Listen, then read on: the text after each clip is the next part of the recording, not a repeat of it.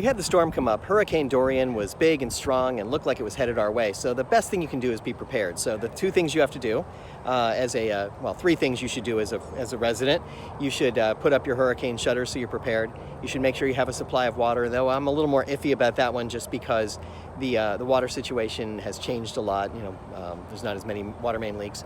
But anyway, you should do that. And the third thing is to gas up your car so that you're always ready in case that a storm comes. So we gassed up my wife's car and we left it sitting in the driveway. But the storm didn't come for several days. So I put electric power in the Tesla and we started driving it around as we were doing other activities, because for a couple of days it was still unclear what the storm was going to do, and we're driving back and forth doing things. You still have your life to live. You're not going to sit in a cave for a week basically. So we wound up driving the Tesla around, and we drove it here, we drove it there. I charged it a couple of times, and that was a really good thing. I always had it charged and ready to go. There's a certain kind of, I don't know, it feels good in a way, right? That you can do that you have the car charged and you can go out there and you don't have to worry about it as much.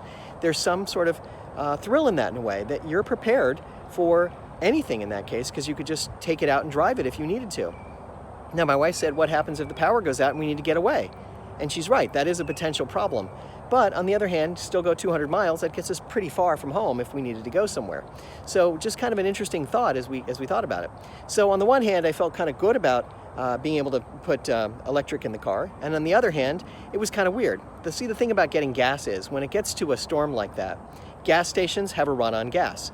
People put gas in their cars at regular intervals. But when it comes to a storm, everybody puts gas in their car because they're following the same rule. What if the gas station isn't available? So people started lining up to get gas for like 2 days. And gas stations ran out of gas, which was just crazy, but it does happen. And the lines to get gas were really long because people had to wait to be able to get their gas and be able to get in and pump it in, fill up their cars. And then people still had to live their lives. They were trying to go back, but then these gas stations were out of gas, so it became a problem.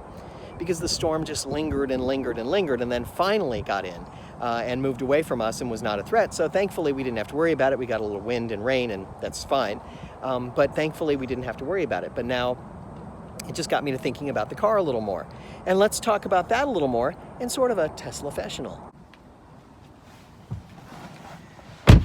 So once again for a little Tesla-fashional to talk to you about a couple of things about the car. It's a weird feeling. It was nice not to have to worry about getting gas and being able to charge with electric, but I felt kind of weird about that in a way.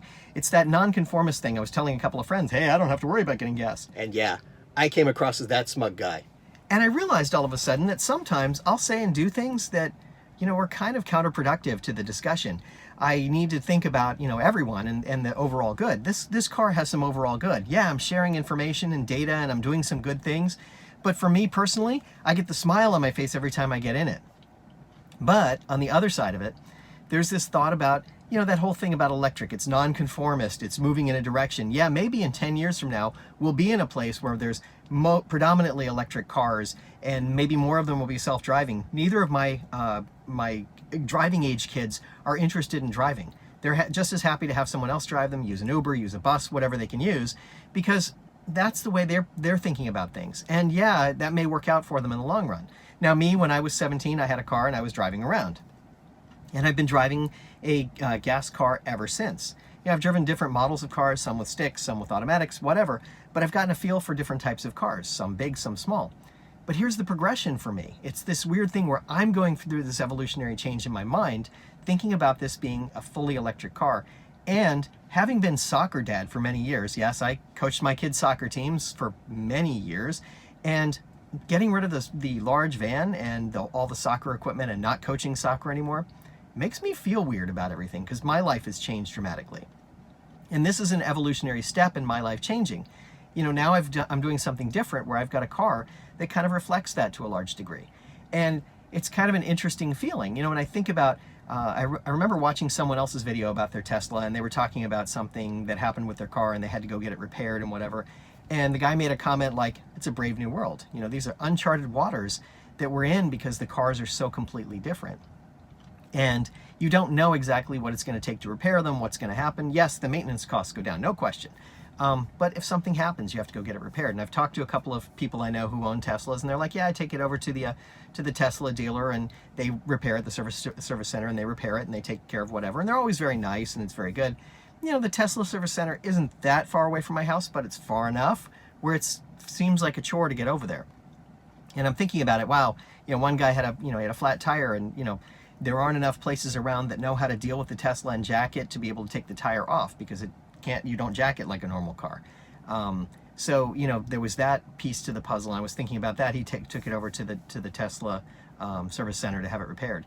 Now, that could change over time. There'll be more places that are able to do that over a little while. In my neighborhood, I've seen 5 or 6 Teslas pop up. So over time, there will be more places that are able to handle it. But right now, that's a bit of a problem.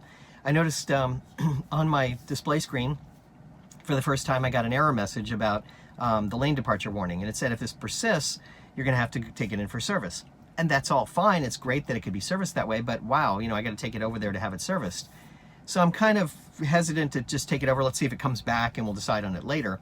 But assuming it doesn't come back, that's fine. And if it does, maybe I'll wait until there's a couple of things that I need to have taken care of, perhaps. Or maybe I'll just take it over for that and see what else they see. But it's those kinds of little things that start to make me think, not that I made the wrong choice, just that I am in a brave new world, and it's very different than your traditional cars. I don't have a lot of places I can go to have service done, whether it's body work or whether it's actually fixing something in the software, or a flat tire for that matter.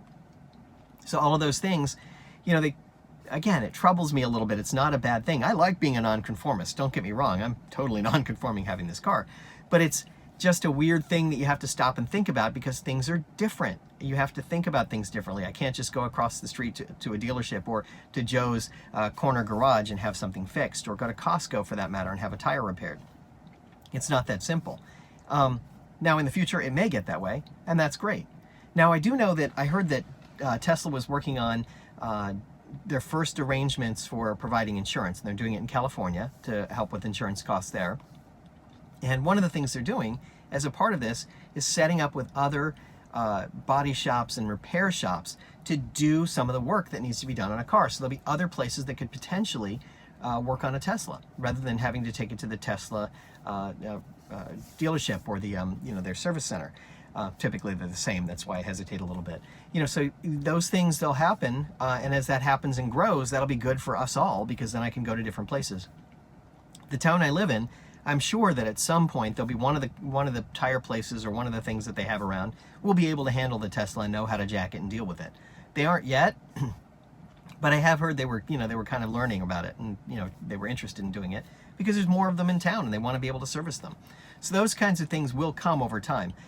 It's just going to take a little time to find all these different resources and places that you can go to. And for the short term, it just kind of troubles me a little bit. Evolutionary Dave going through his thing, where he's no longer soccer dad, and he's driving a smaller car that's spaceship-like. And in some ways, the spaceship is very cool, and in other ways, you're kind of like, huh, it's a spaceship. And I need a technician to fix it. I need a computer engineer to fix this car more than I need a mechanic. And while I can do a lot of those things myself with computer engineering, certainly I can't touch their software because of the way they have it locked down. So those kinds of things, I have to think about as I think about the big picture of where we are with these cars. So just an interesting thought I was having about the cars. Nothing wrong with them. It was just sort of that moment when I was sitting back waiting for the storm, and I'm thinking about the car, and I'm going, yeah, I'm charging it. And it's different. It is a brave new world for me, and it's just different the way we have to think about it. It was nice to be able to charge it and drive around and be able to use it for the couple of days, not use any gas at all, not have to worry about that. But on the other hand, it was kind of a weird feeling of, what happens if there's a problem? What if I get a flat tire? What if something else happens? Those kinds of things bother me just a little bit. Like I said, range anxiety doesn't bother me at all.